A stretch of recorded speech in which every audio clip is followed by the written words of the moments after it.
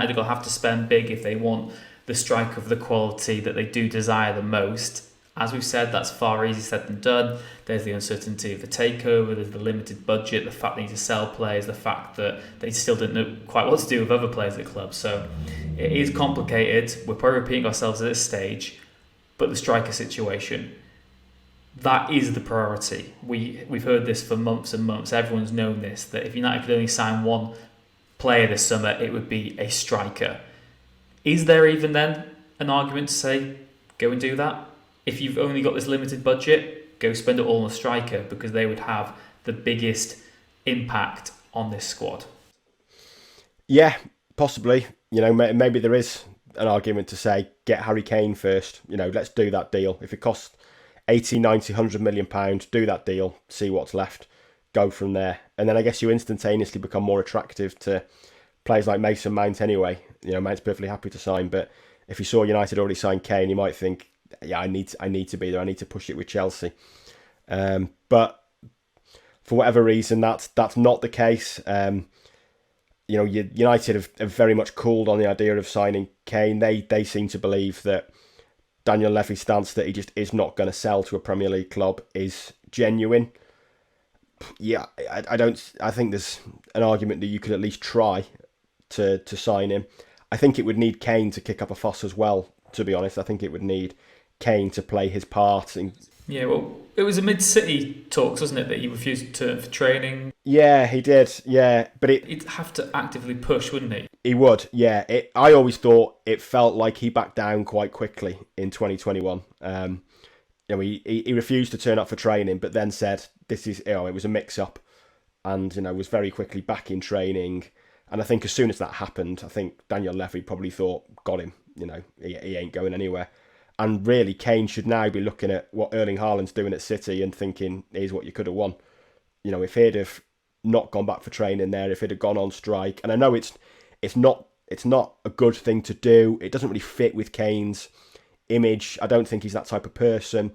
But this is a short career, and if he'd have gone on strike, if he'd have really, really pushed it 2 years ago, he could be at City now, and he could have just won a treble, quite potentially. And he's won, naff all basically instead.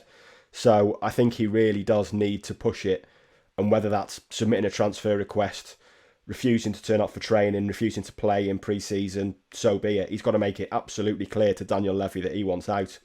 And I think he's within his rights to do that. And I think Tottenham fans would be accepting of that. He's given his best years to Tottenham, and he's been made a muck of by Daniel Levy, basically. He's wasted his best years at Tottenham. He's given them absolutely everything. They've given him absolutely nothing. It's time to go. And he can wait a year and see what his options are. But it's entirely plausible that United sign a striker this year who happens to be, say they signed a younger striker. They did do it, a Kolo Muani or Højlund, who turns out to be brilliant. Suddenly they don't need Kane next year, and his options are more limited. So he's got to strike while the iron's hot, I think, and really kick up a fuss and try and make it happen. And if he does that, maybe United come back on board. But like you said there, the market just looks treacherous, really. I think we've been writing for 6 months now that it's probably between Kane and Osimhen, but the Osimhen talk has gone really, really quiet. It seems that he's probably going to stay at Napoli. De Laurentiis has basically said he's not going anywhere, and quoting astronomical fees. Like we say, United think Levy's being genuine when he says there's no chance he's going to a Premier League club. After that, Ten Hag has held video calls with Højlund. Højlund looks a talented player. He scored 9 goals in 33 games in Serie A. Has played for 3 clubs in 18 months, and they want 80 million euros. It's absolutely insane. It's mad money, that, and they're right to go nowhere near it.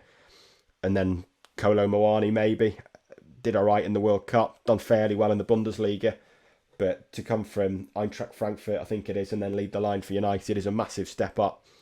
And I think what Ten Hag wants is a guarantee of goals and success as a striker in the Premier League, and I don't think Højlund or Kolo Muani offer that at the moment. So it is going to be very interesting to see where they go in the striker market, and it only strengthens the idea that they should push for Kane, that they shouldn't just say, well, this is Levy's stance and we think he's genuine.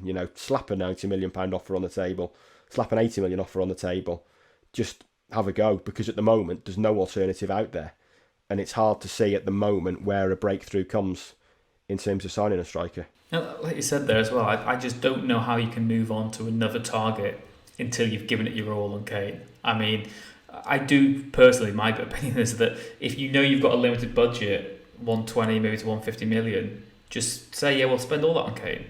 Because he is the player that will change your squad the most. And yes, you might be, any other additions then might rely on selling players first, and you might not be able to strengthen everywhere you want. But we've all known, everyone knows United need an elite striker. It is just the bottom line that if you want to be as good as Man City, you need a striker who's as good as Erling Haaland, who can match those figures. Harry Kane was the only person who managed it last season. His achievements maybe even better than Haaland. So it's got to be Kane. You've got to give it your all first. And like you said, I just don't really like this almost reluctance from United's point of view that's, oh, well, let's not bother. And he said, Levy said he's not going to sell them to us. At least try, because what's the worst that can happen? They say no. And then you've got your definitive answer. You've done everything you can to try and sign Harry Kane. And I think you just need to go all out for him first and then reconsider, because signing just Harry Kane might not be what some United fans wanted, but it's hardly a bad window that. He is a world-class elite striker who would generally turn United into title contenders. Yes, they might then still not have the squad depth to go all the way